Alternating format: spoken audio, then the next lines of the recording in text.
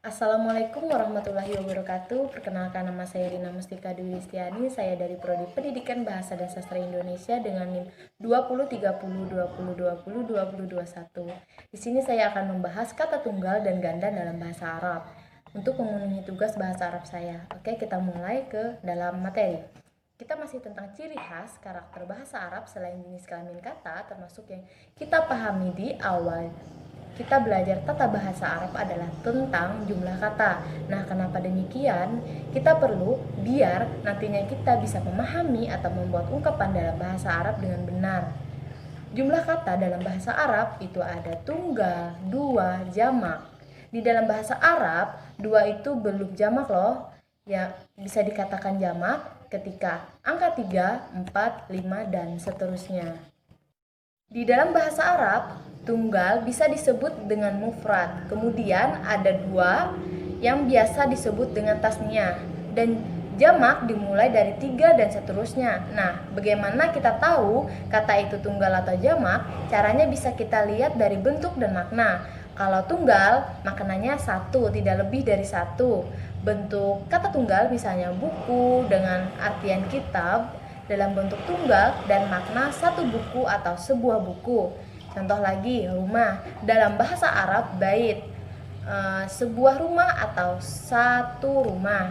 Mobil dalam bahasa Arab sayyarah, satu mobil atau sebuah mobil. Guru dalam bahasa Arab mudaris atau ustadz itu adalah bentuk tunggal, artinya seorang guru atau satu guru. Kata kamar dalam bahasa Arab ada dua, yaitu hurfa atau hijro, dengan artian satu kamar atau sebuah kamar. Semua kata ini adalah bentuk tunggal. Nah, bentuk kata untuk yang bermakna dua ini biasanya tidak ditampilkan di kamus atau sebagainya. Nah, untuk mengetahui sebuah kata yang bermakna dua atau sering disebut dengan tasniah itu biasanya diberi tambahan di akhir huruf alif dan nun atau ya dan nun di akhirnya. Kalau ingin membuat kata bentuk dua, ambil kata tunggal lalu ditambahkan alif dan nun atau ya dan nun di akhirnya. Contoh kata kitab, kalau kita ingin menjadikannya kata dengan dua, buku, maka tinggal menambahkan alif dan nun di akhirnya. Atau ya dan nun di belakang atau di akhirnya ya. Jadi kata kitab menjadi kata kitaban atau kitabain. Contoh lagi ya, misalnya rumah, itu bahasa Arabnya baita. Kalau dua rumah berarti baitan atau baitain. Contoh lagi, mobil sayyarah, kalau dua mobil sayyaratan atau sayyarotain. Contoh lagi ya, guru itu adalah mudaris. Kalau dua guru berarti mudarisan atau mudarisain. Kamar itu hurfah. Kalau dua kamar hurfatani atau hurfatain. Sebagai catatan untuk nama-nama seperti Usman, Imron, Ramadan, Sya'ban, Syaiton, dan nama-nama lainnya itu tidak bermakna dua ya, tapi memang dari sananya ada alif dan nun di akhirnya. Kalau kata ini ingin dibuat dua makna, ditambahkan lagi di akhirnya alif dan nun.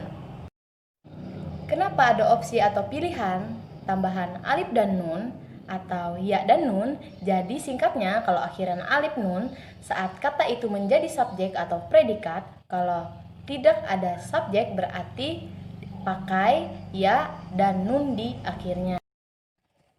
Nah, kita juga sudah membahas bentuk kata tunggal dan bentuk kata dua. Untuk kata jamak kita akan bahas di video selanjutnya ya. Kita masuk ke latihan. Tentukan kata berbentuk tunggal atau mufrad nomor 1, mata. Yang berbentuk tunggal apakah A, ainan, B, ayan. Nomor 2, papan tulis. Kata yang berbentuk tunggal A, syaburotan, B, syaburotun. Soal berikutnya itu adalah menentukan kata dua. 1.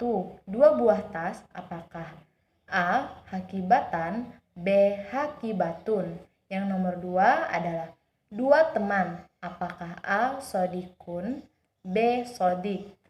Mungkin sekianlah pemaparan dari saya. Jika ada salah kata saya mohon maaf, khilafan dari saya. Saya akhiri dengan wabillahi taufiq walhidayah. Wassalamualaikum warahmatullahi wabarakatuh.